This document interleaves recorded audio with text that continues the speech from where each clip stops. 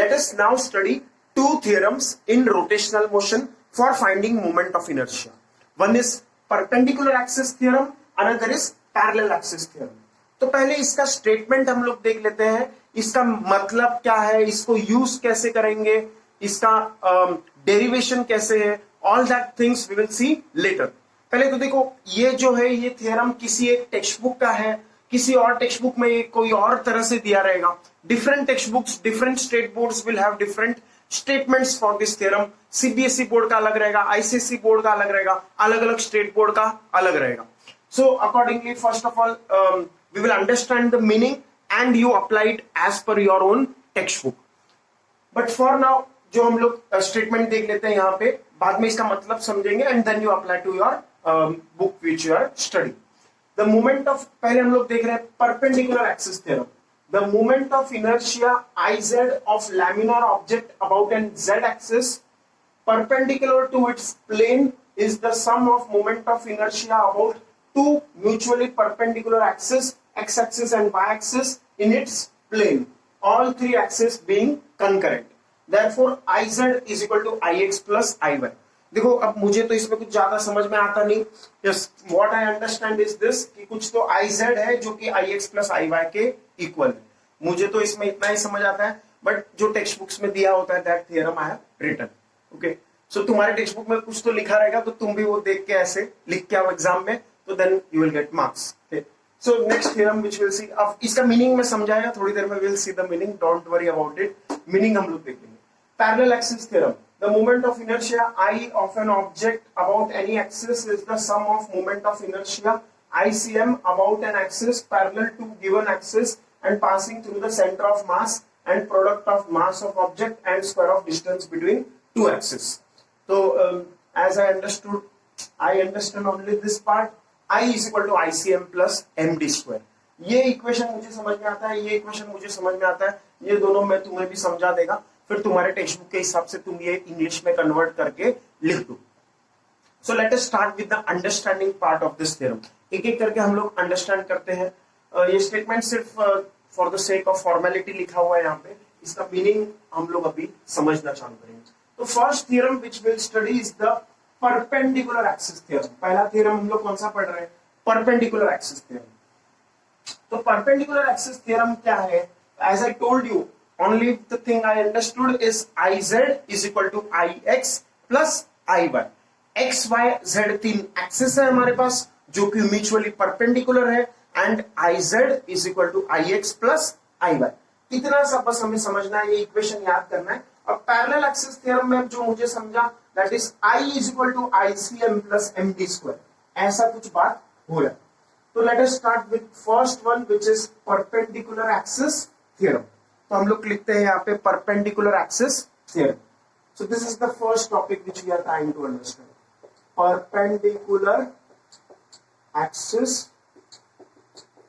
Theorem.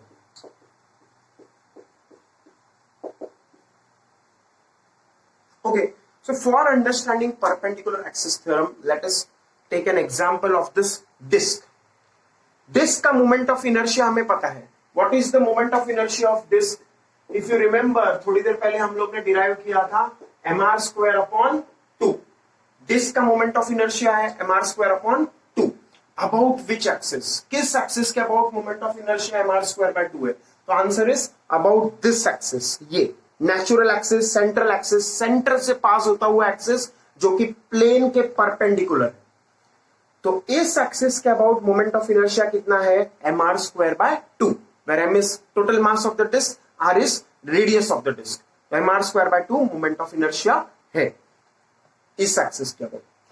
Now mr square by 2 moment of inertia है किस axis के अबाउट? तो इसका आंसर हमें ऐसे मिलेगा, अगर मैंने इस पॉइंट को ओरिजिन बोला और I call this as x axis and I call this as y axis, तो ये हमारा x axis है, ये हमारा y axis है.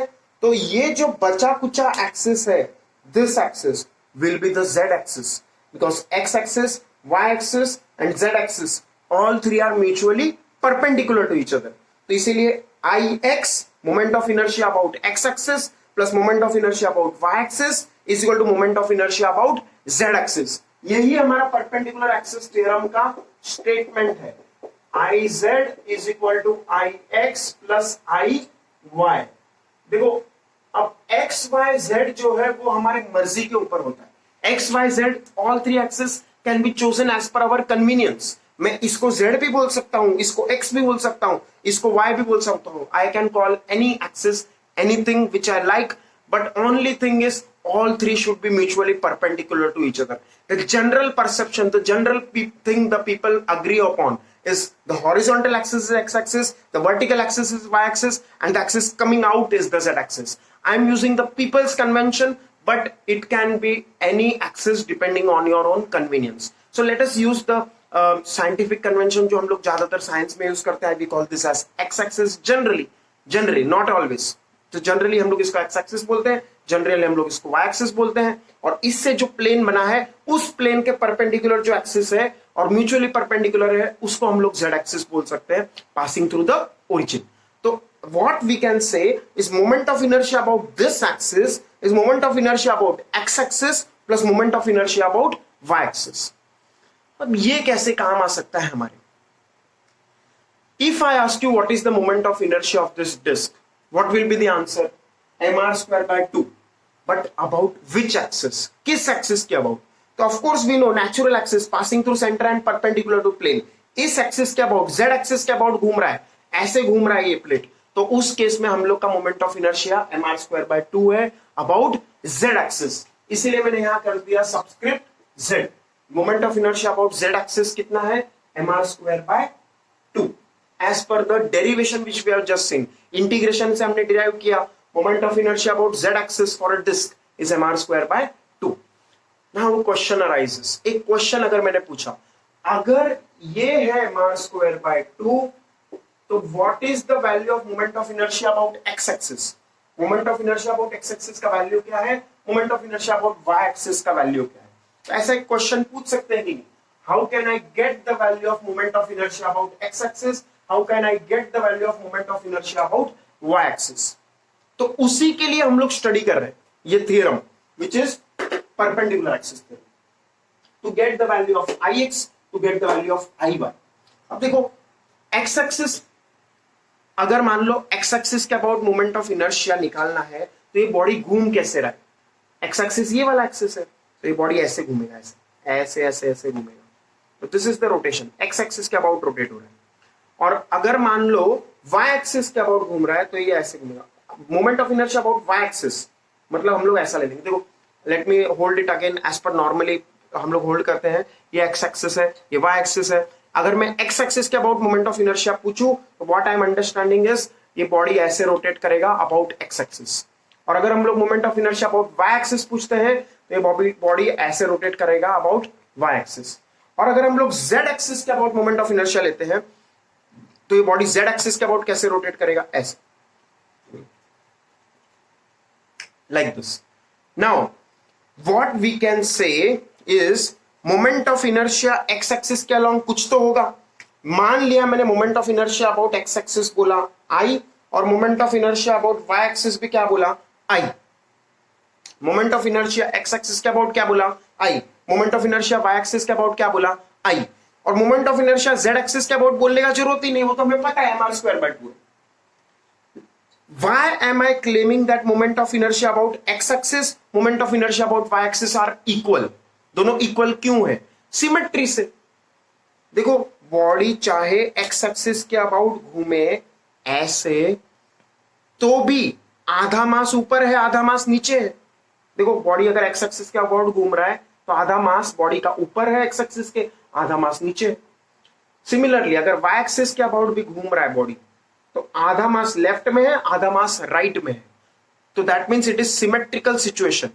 दोनों केस में बॉडी का आधा मास एक साइड, आधा मास एक साइड, चाहे ऊपर नीचे हो चाहे लेफ्ट राइट हो, but it is symmetrical situation. तो moment of inertia x axis के अबाउट अगर i है, y एक्सिस के अबाउट भी कितना होगा? i ही होगा. तो what we can say is moment of inertia about x मैंने क्या बोला? i. Moment of inertia about x मैंने क्या बोला? i. और वही moment of inertia about y axis होगा. जितना x के अबाउट है फॉर अ सिमेट्रिकल ऑब्जेक्ट उतना ही y के अबाउट होगा. और दोनों इक्वल है, इसलिए मैंने क्या सिंबल यूज किया? i. तो I प्लस आई कितना आएगा 2i, तो 2i is equal to m r square by 2, तो I is equal to m r square by 4, तो ये आ गया कि नहीं हमारा answer, which is moment of inertia about x-axis, and this itself is the moment of inertia about y-axis, because moment of inertia about x-axis is moment of inertia about y-axis is moment of inertia I बोल दिया मैंने इसको, symbol क्या use किया I, तो that is how we will use perpendicular axis theorem to calculate the moment of inertia about the diameter. ये क्या है, diameter है कि, तो that is how we will find moment of inertia about diameter, मतलब x-axis के along या तो y-axis के along by using perpendicular axis theorem. तो ऐसा हम लोग का यूजफुल है, this perpendicular axis theorem is useful. Similarly, if I ask you a question, अब तुम इजीली बता सकते हो, अगर मैंने moment of inertia about z axis तुम्हें पूछा कितना है रिंग के लिए mr स्क्वायर, पता ही है रिंग के लिए हम लोग निकाला था moment of inertia about z axis, about the central axis, about the axis perpendicular to the plane of the ring is mr square, ये तो हम लोग ने डिराइव किया, ये रिंग ऐसे घूम रहा था इस एक्सिस के अबाउट z एक्सिस के अबाउट. अब मैंने पूछा what is the moment of inertia about x axis, अगर ये ऐसे घूमेगा तो what is the moment of inertia about x axis, तो what you can again do same analysis, ix plus iy is equal to iz, ix plus iy is equal to iz, and ix is equal to iy, दोनों equal है क्योंकि symmetrical है, तो i इसको भी i बोला, इसको भी i बोला, ix को भी i बोला, iy को भी i बोला, i plus i is equal to iz, i plus i is equal to iz, मतलब 2i is equal to iz, और iz तो हमें पता है mr square, 2i is equal to mr square, तो i is equal to mr square by 2, मतलब अगर ring लिया है तो moment of inertia about x axis कितना आएगा mr square by 2, moment of inertia about y axis कितना आएगा mr स्क्वायर बाय 2, और moment of inertia about z axis कितना आएगा ix प्लस iy, मतलब i प्लस i, मतलब mr square by 2 plus mr square by 2, मतलब mr square, और ये तो हमने डिराइव किया था mr स्क्वायर. तो ऐसे हम लोग परपेंडिकुलर एक्सिस थ्योरम यूज करेंगे, थोड़ा सा समझा रहेगा ठीक है, नहीं तो और भी एग्जांपल्स देंगे, you will understand it better. ये पूरा देखो अच्छे से समझ में आ रहा है क्या, ये हम लोग ने डिस्क के लिए निकाला इसलिए mr स्क्वायर बाय 4 आया. डिस्क के लिए क्या है चेंज, डिस्क के लिए iz का वैल्यू होता है mr स्क्वायर बाय 2, रिंग के लिए अभी जो रिंग लिया था मैंने, रिंग के लिए वैल्यू कितना होता है mr स्क्वायर, रिंग के लिए वैल्यू iz mr स्क्वायर है, डिस्क के लिए वैल्यू है mr स्क्वायर बाय 2, इसीलिए रिजल्ट्स में थोड़ा फर्क आया, that is the only change. तो ये हम लोग का थ्योरम हुआ. अब इसको प्रूव कैसे करेंगे, how will we prove perpendicular axis theorem, let us go to the proof of perpendicular axis theorem. Let us start. Prove करना है मतलब क्या प्रूव करना है, iz is equal to ix plus iy, ये प्रूव करना है. तो उसके लिए हम लोग ने ये प्लेट का डायग्राम बनाया है यहाँ पे, मान लो ये प्लेट का डायग्राम मैंने यहाँ बना दिया ये, ओके, तो this is the diagram of the plate. अब इसमें मैंने सेंटर माना है यहाँ पे, और इस सेंटर को मैंने बोल दिया ओरिजिन. ये हम लोग का सर्कुलर प्लेट जैसा ही है. देखो इसको तुम्हारे टेक्स्ट बुक में जो भी तुम बुक रिफर कर रहे हो उसमें हो सकता है ये ऐसा ना बनाया हो, उसमें ऐसा आड़ा टेढ़ा शेप बनाया हो.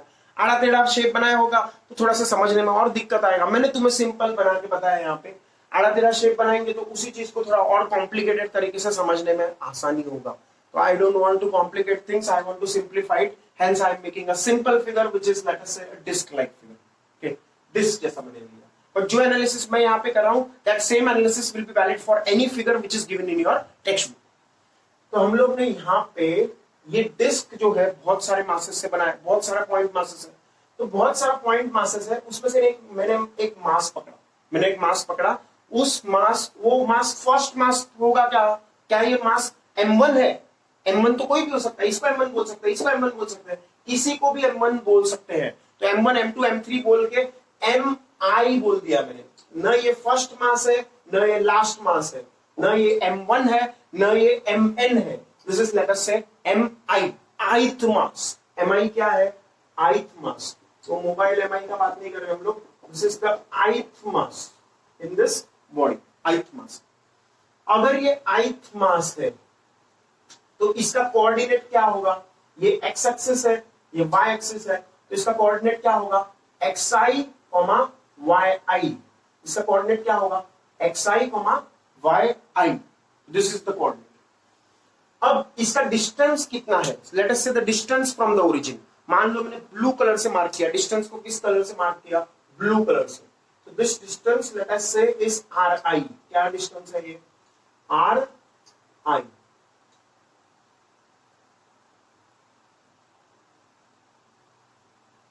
ओके, अब यहां से एक परपेंडिकुलर ड्रॉप किया, यहां से क्या किया, एक परपेंडिकुलर ड्रॉप किया, and let us call this distance X I and let us call this distance Y I. इस डिस्टेंस को मैंने क्या बोला, वाई आई। अब ये दिख रहा है आराम से कि ये कैसा है, परपेंडिकुलर है, तो this is a right angle triangle. Right angle triangle में हम लोग क्या बोल सकते हैं, एक्स आई स्क्वायर, मैं यहां पे लिख देता हूं, मान लो यहां पे लिख दिया मैंने, x i square plus y i square is equal to r I square. X i square plus y i square is equal to r I square. Okay, x i square plus y i square is equal to r I square. अब मैंने क्या किया, मुझे क्या prove करना है उसके हिसाब से मैं ये सब करेगा। What I have to prove is I z is equal to I x plus I y. तो देखो आई का फॉर्मूला क्या है, एम आर स्क्वायर है कि moment of inertia for point mass, इसका फॉर्मूला क्या है, एम आर स्क्वायर, ये तो पता ही है सबको। तो I is M r square. तो मुझे यहाँ पे सिर्फ आर स्क्वायर है, आर आई स्क्वायर है ना, एम से मल्टीप्लाई करना पड़ेगा, तो इसीलिए मुझे दिमाग लगा के समझा कि मुझे एम से मल्टीप्लाई करना है। तो मैंने किस से मल्टीप्लाई किया, M I R I square, mass से मल्टीप्लाई कर दिया, लेफ्ट राइट साइड को मास से मल्टीप्लाई कर दिया, राइट साइड को मास से मल्टीप्लाई किया तो लेफ्ट साइड को भी करना पड़ेगा। तो m i x i square plus m i y i square is equal to m I R I square. सिर्फ एम आई से मल्टीप्लाई किया दोनों साइड को, m i x i square plus m i y i square is equal to m I R I square. अब क्या ये सिर्फ एक ही मास है यहाँ पे या बहुत सारा मासेस है, बहुत सारे मास है। तो बहुत सारे मास है तो क्यों ना हम लोग समेशन साइन लगा दे, क्या लगा दे, समेशन साइन। समेशन मतलब क्या, हम लोग ऑल मासेस ले लेंगे 1 से लेके n तक, ऑल मासेस। तो m i x i square plus summation m i y i square is equal to summation m I R I square. और ये किस मासेस के लिए, i is equal to 1 to n, सब masses के लिए। Okay, now थोड़ा दिमाग लगाते हैं हम लोग, इसी को हम लोग यहां पे इस बॉडी को बनाते हैं। वो जो मास है एम आई, उसको मैं यहां पे बना देता हूं। Let us make this mass here, ये हमारा एम आई मास है, M I mass. Okay, this is the M I mass. इसका डिस्टेंस कितना है, तो लेट अस मार्क दिस, ये डिस्टेंस है r, ये डिस्टेंस कितना है r, और ये डिस्टेंस एक तरह से x, और ये जो डिस्टेंस है y एक्सिस के अलावा उसको मैंने बोल दिया y। तो y x और r तुम्हें दिख रहा है, x y r तीनों दिखना चाहिए, दिख रहा है।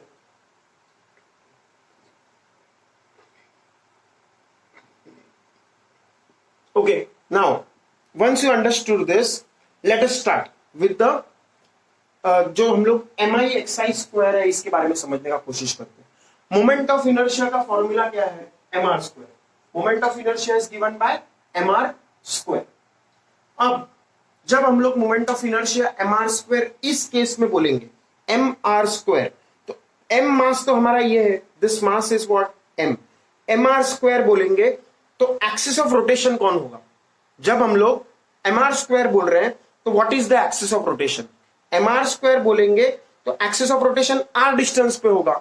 एम आर स्क्वायर जब बोलेंगे हम लोग, एम आर स्क्वायर जो राइट हैंड साइड में यहां पे लिखा हुआ है मैंने, तब हम लोग का एक्सिस ऑफ रोटेशन क्या होगा, axis of rotation will be at a distance r, because m r square में r is the distance of point mass from the axis of rotation. तो एक्सिस ऑफ रोटेशन ये होगा, क्योंकि देखो ये point mass है, पॉइंट मास का distance r कैसे हो गया, because this is the axis of rotation. तो ये अगर z axis axis of rotation है तो ये मास कैसे घूमेगा, तो ये मास ऐसे घूमेगा, ऐसे गोल गोल, ये मास गोल गोल ऐसे घूमेगा, ऐसे like this in circular path with distance from axis of rotation being r। तो इसीलिए किस एक्सिस के अबाउट घूम रहा है, अगर मैंने एम आर स्क्वायर बोला, अगर मैंने बोला एम आर स्क्वायर तो किस एक्सिस के अबाउट घूम रहा है, z एक्सिस के अबाउट। तो ये पार्टिकल एम आर स्क्वायर बोलते ही किस एक्सिस के अबाउट घूम रहा है, z एक्सिस के अबाउट। तो वही मैं यहां पे कर दूंगा, एम आर स्क्वायर जो है वो किस एक्सिस के अबाउट घूम रहा है, ये mr स्क्वायर जो है किस एक्सिस के अबाउट वो मास घूम रहा है, z एक्सिस के अबाउट, तो इसलिए मैंने इसको लिख दिया iz, moment of inertia about z axis. अब समेशन वाले की बात क्यों लिखा, समेशन वाले की बात क्यों लिखा, क्योंकि सिर्फ एक मास का कहानी थोड़ी है, हम लोग को जो कहानी जो थ्योरम बनाना है that is for all particles. तो जो पार्टिकल mi वाले मास का रहेगा वही पार्टिकल m1 वाले मास का रहेगा, वही कहानी m2 वाले मास का रहेगा, वही कहानी m3 वाले मास का रहेगा, एवरी पार्टिकल का सेम कहानी होगा। तो accordingly this is iz, mr square is for iz। Next बात करते हैं हम, नेक्स्ट बात, ये डिस्टेंस कितना है, ये डिस्टेंस कितना है, ये डिस्टेंस y है, तो ये डिस्टेंस कितना होगा, this distance will be x। अगर इस डायग्राम को थोड़ा और अच्छे से बनाया, मान लो यहां से, तो सपोज मैंने ये पार्टिकल लिया, सपोज मैंने फिर से ये क्या बना दिया x एक्सिस, ये क्या है मेरा x axis, this is x axis, this is my x axis and this is my y axis, ये मेरा y axis. Okay, x axis y axis बना दिया मैंने। ओके, अब पार्टिकल किधर है, तो पार्टिकल मान लो मैंने यहां बना दिया, this is the particle. Okay, अब ये अगर पार्टिकल है तो हम लोग का ये डिस्टेंस कितना है वो मेरे को सोच के बताओ। This is x, x axis के अलोंग जो डिस्टेंस है वो कोऑर्डिनेट है वो x कोऑर्डिनेट, और ये वाला डिस्टेंस कितना है y। तो ये डिस्टेंस कितना होगा, ये डिस्टेंस भी x होगा, ये डिस्टेंस कितना होगा x होगा, और ये डिस्टेंस कितना है y। ओके, ये हम लोग का मास ith पार्टिकल है, ये क्या है ith पार्टिकल। अब हम लोग सोच रहे हैं किस टर्म के बारे में, mx स्क्वायर सोच रहे हैं, mx स्क्वायर, mx स्क्वायर यहां पे है ना, mx स्क्वायर, mx स्क्वायर इस टर्म के बारे में सोच रहे हैं। तो mx स्क्वायर में किस एक्सिस के अबाउट घूमेगा, mx स्क्वायर जब सोच रहे हैं तो कितने डिस्टेंस वाला, एक्सिस ऑफ रोटेशन से कितना डिस्टेंस होगा, x डिस्टेंस होगा। तो x डिस्टेंस इस पार्टिकल मास m का x डिस्टेंस किसके साथ है, देखो इस पार्टिकल का जो मास है mi, उसका x डिस्टेंस किस एक्सिस के साथ है, इस पार्टिकल का मास है mi, उसका डिस्टेंस x किस एक्सिस के साथ है, देखो ये x डिस्टेंस y एक्सिस के साथ है, ये x डिस्टेंस y एक्सिस के साथ है, मतलब ये पार्टिकल y एक्सिस के अबाउट घूमेगा, ये पार्टिकल y एक्सिस के अबाउट ऐसे ऐसे घूमेगा, ऐसे, ये पार्टिकल y एक्सिस के अबाउट ऐसे ऐसे घूमेगा, ऐसे। ओके, तो पार्टिकल किस एक्सिस के अबाउट घूम रहा है, अगर उसका distance x mi xi square है तो पार्टिकल y एक्सिस के अबाउट घूम रहा है। ओके, समझ में आई, y एक्सिस के अबाउट घूम रहा है। Then finally mi yi square का बात करते हैं, mi yi स्क्वायर, तो ये पार्टिकल है हमारा, ये पार्टिकल ऊपर है, y डिस्टेंस अगर लिया हम लोग ने, डिस्टेंस कितना लिया y, ये डिस्टेंस कितना लिया y, तो ये अगर y डिस्टेंस को हम लोग माना जाए तो y डिस्टेंस किस एक्सिस के अबाउट है, x एक्सिस के अबाउट, y डिस्टेंस किस एक्सिस से है, x एक्सिस से, इस पार्टिकल का y डिस्टेंस किस एक्सिस से, x एक्सिस से। तो ये पार्टिकल अगर y x एक्सिस के अबाउट घूमेगा तो कैसे घूमेगा, ऐसे, बाहर की तरफ अंदर की तरफ, बाहर की तरफ अंदर की तरफ, बाहर की तरफ अंदर की तरफ, लाइक दिस। तो किस एक्सिस के अबाउट घूम रहा है ये पार्टिकल, y डिस्टेंस वाले के साथ, या my स्क्वायर टर्म के बारे में डिस्कस करें, कौन सा my स्क्वायर, my स्क्वायर मतलब distance from axis of rotation कितना है y, my स्क्वायर मतलब distance from axis of rotation, my square मतलब इस पार्टिकल ऑफ मास m का डिस्टेंस फ्रॉम किस एक्सिस y है, किस एक्सिस का डिस्टेंस y है, तो एक्सिस ऑफ रोटेशन कौन होगा my स्क्वायर, मतलब axis of rotation y distance पे होगा, y डिस्टेंस पे कौन सा एक्सिस है, x एक्सिस है, x axis is the axis about which this particle will rotate. तो ये पार्टिकल कैसे रोटेट करेगा, ये पार्टिकल ऐसे रोटेट करेगा, ऐसे ऐसे, अबाउट द x एक्सिस। तो किस एक्सिस के अबाउट रोटेट कर रहा है, अबाउट x एक्सिस, तो अबाउट x एक्सिस रोटेट कर रहा है, इसीलिए हम लोग ने इसको क्या बोल दिया ix। तो what we get is our final answer, ix plus iy is equal to iz, ix plus iy is equal to iz। This is the perpendicular axis theorem. तो ये हम लोग के परपेंडिकुलर एक्सिस थ्योरम प्रूव कर लिया। अब ये जो तरीका है ये थोड़ा सिंपल तरीका है, टेक्स्ट बुक में हो सकता है ये सिंपल तरीके का न दिया रहे, वहां पे थोड़ा कॉम्प्लिकेटेड तरीके से दिया रहे। तो कॉम्प्लिकेटेड तरीका क्या है वो भी मैं बता देता हूँ यहाँ पे। Late us go by the complicated way now. देखो टेक्स्ट बुक में जो तुम्हारा डायग्राम दिया रहेगा वो ऐसा ही डायग्राम होगा, सिर्फ वहां पे क्या फर्क होगा that is what I will try to make now. ये तो तुम्हें समझ में आ गया रहेगा। अब टेक्स्ट बुक का जो प्रूफ देखते हैं, जो नहीं समझने वाला प्रूफ देखते हैं वो कोशिश करते हैं हम। तो वो क्या लॉजिक है वो भी मैं बता देता हूं उसका। तो टेक्स्ट बुक में जो हम लोग को दिया रहेगा वहां पे ये मास एम नहीं लेंगे, हम लोग मास एम नहीं लेंगे, उस मास को लेंगे डीएम, उस मास को क्या लेंगे, डीएम। और उसका रीजन भी मैं बता रहा हूं, the reason because we consider this body to be continuous, ये कंटिन्यूस बॉडी है। तो हम लोग m i m one m two m three न बोल के, क्योंकि m one m two m three कब यूज करते हैं हम लोग, when we have discrete bodies, m one एक बॉडी है, फिर एम टू एक बॉडी है, फिर एम थ्री एक बॉडी है, अलग अलग बॉडीज है, तो हम लोग वैसा करते हैं डिस्क्रीट बॉडी हो तो। लेकिन डिस्क्रीट बॉडी नहीं है ये क्या है हमारे पास, कंटिन्यूस बॉडी। कंटिन्यूस बॉडी में हम लोग एलिमेंट ले लेते हैं डीएम, डीएम एलिमेंट ले लिया, जिसका डिस्टेंस आर आई बार आई नहीं बोलेंगे टेक्स्ट बुक में, they will say it is that distance r from the origin, जो हम लोग ने ओरिजिन माना है, सेंटर ऑफ मास माना है, इसको हम लोग सेंटर ऑफ मास बोल देंगे, वहां पे ओरिजिन मान लेंगे हम लोग। तो एम, और ये क्या बोल देंगे वाई, और ये क्या बोल देंगे एक्स, और ये क्या बोल देंगे एम, और आई आई जो टर्म्स है वो चला जाएगा, अदरवाइज सेम ही रहेगा वो। अदरवाइज व्हाट विल बी, देखो x square plus y square is equal to r square, जैसा ऐसा लिखा वैसा ही आएगा। फिर सेकेंड स्टेप में हम लोग एम आई से मल्टीप्लाई किया, वो लोग एम आई से मल्टीप्लाई नहीं करेंगे, किससे मल्टीप्लाई करेंगे, डीएम, तो dm y square is equal to DM into are square, ऐसा रहेगा टेक्स्ट बुक में। फिर उसके बाद देखो डीएम से मल्टीप्लाई किया दोनों साइड, फिर उसके बाद इंटीग्रेशन करेंगे, क्योंकि समेशन डिस्क्रीट बॉडीज के लिए होता है, इंटीग्रेशन कंटिन्यूअस बॉडीज के लिए होता है। कंटिन्यूअस बॉडी है इसीलिए हम लोग क्या करेंगे, because this is a continuous body, we will do integration. Integration मतलब समेशन सेम ही है, तो integration of dm into x square plus integration of dm into y square is equal to integration of dm into are square, ऐसा। ये step समझ में आया।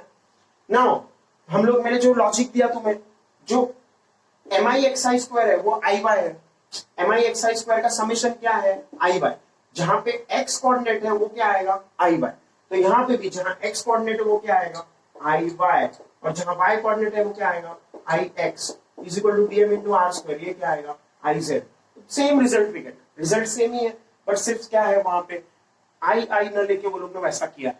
This is how they will show you in the textbook, and this is the proof of perpendicular axis theorem as per your textbook. Generally standard textbooks में यही सब proof होता है जो हम लोग ने यहाँ इंटीग्रेशन से किया, बट इसमें थोड़ा मीनिंग समझना थोड़ा मुश्किल होता है, that is why I showed you this proof which is more meaningful and more useful. हालांकि अगर लॉजिक देखा जाए तो उनका लॉजिक सही है टेक्स्ट बुक का कि डीएम लेना चाहिए because this is a continuous body, लेकिन वही टेक्स्ट बुक में फिर से जब हम लोग देखेंगे आगे जाके टॉर्क निकालेंगे, काइनेटिक एनर्जी निकालेंगे, then they use the concept of summation, वहां पे वो लोग इंटीग्रेशन नहीं करते। in one way what they say is correct, we should consider integration for continuous body, we should consider dm and not mi, हम लोग वैसा करना चाहिए। लेकिन when you find the kinetic energy, when you find the torque for a big body, in that case they use the concept of summation, they use the concept of discrete particles, so that will be wrong। तो अगर करना ही है तो फिर यही proof वहां पे भी दे देते, this would be more simpler, but whatever, we will not argue, we will write as per our textbook जो हम लोग का प्रूफ है। So that is how we'll prove the perpendicular axis theorem. In this case, Ix, Iy and Iz all three are mutually perpendicular. ये मान लो x axis, ये मान लो y axis और ये मान लो z axis. All three are mutually perpendicular to each other. So this is the proof of perpendicular axis theorem. अब यही हम लोग अगर स्टेटमेंट से रिलेट करें इसका, इंग्लिश में स्टेटमेंट क्या लिख सकते हैं, the sum of moment of inertias about two perpendicular axes in one plane is the moment of inertia about the third perpendicular axis. For a laminar object, laminar मतलब plane object, laminar मतलब क्या, plane object, plane object का जो sum of moment of inertia about two perpendicular axes है, that will give the moment of inertia about the axis perpendicular to the plane of the laminar object. तो ऐसा ही statement है, तो text book से relate करो, you will understand as per your own syllabus textbook. After this we will go to the parallel axis theorem. अब हम लोग parallel axis theorem चालू करते हैं, तो that is slightly more complicated, थोड़ा सा complicated है, इससे ज्यादा भी नहीं है, थोड़ा ही। तो parallel axis theorem start करते हैं। Let us start with the parallel axis theorem. तो parallel axis theorem में क्या है, as the name suggests, perpendicular axis नहीं कर रहे हम लोग यहाँ पे perpendicular axis का बात नहीं कर रहे, हम लोग parallel axis का बात कर रहे हैं। Let me remove this word perpendicular and instead stick the word parallel.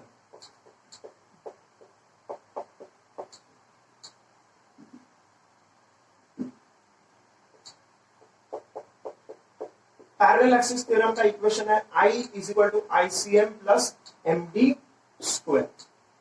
We'll see what the terms here mean, वो सब देखेंगे हम लोग। तो पहले तो हम लोग डायग्राम बना लेते हैं। तो let us say again we make a circular diagram ऐसे, और यहाँ पे सेंटर ऑफ मास ले लिया हम लोग ने, और ये एक्स एक्सिस वाई एक्सिस जैसा। मान लो ये सेंटर ऑफ मास से एक्सिस पास हो रही है, late us call this C। C is the centre of मास। तो ये एक्सिस जो है वो सेंटर ऑफ मास से पास हो रहा है। ये एक्सिस कहां से पास हो रहा है? Centre of mass. इसलिए मैंने क्या बोला इसको? ICM, moment of inertia about centre of mass axis. अब मेरे को मान लो इधर एक पैरेलल एक्सिस दिया, let us say we consider some axis here, यहां पे कोई एक एक्सिस रेड कलर में बना देते हैं just for the sake of curiosity. मान लो अगर तुम्हें इस एक्सिस के about moment of inertia find करना है, क्यूरियोसिटी है, तो उसके लिए late us call this I। ये moment of inertia about this axis मुझे निकालना है। रेड वाले एक्सिस का मोमेंट ऑफ इनर्शिया हमें निकालना है। ये मोमेंट ऑफ इनर्शिया में पता है, जो सेंटर ऑफ मास एक्सिस है उसका मोमेंट ऑफ इनर्शिया पता है, और उसी के पैरेलल एक एक्सिस है जिसका मोमेंट ऑफ इनर्शिया हमें पता करना है। और distance between these two axis, the centre of mass axis and the axis on which we have to find moment of inertia is D. Let us say the distance between these two parallel axes is D. Which two parallel axes? The center of mass axis and the axis about which we have to find moment of inertia. The distance between two axes, one axis is the axis about which we have to find moment of inertia, and another axis is the center of mass axis. The distance between them is D. Let us say the mass of this body. Body का mass कितना है? M. So what does this theorem state? ये theorem बोलता है कि I is equal to ICM plus MD square। पहले तो इसका यूज कैसे करना है वो हम लोग देखते हैं। तो मान लो अभी हम लोग ने थोड़ी देर पहले क्या निकाला था? एक डिस्क लिया था।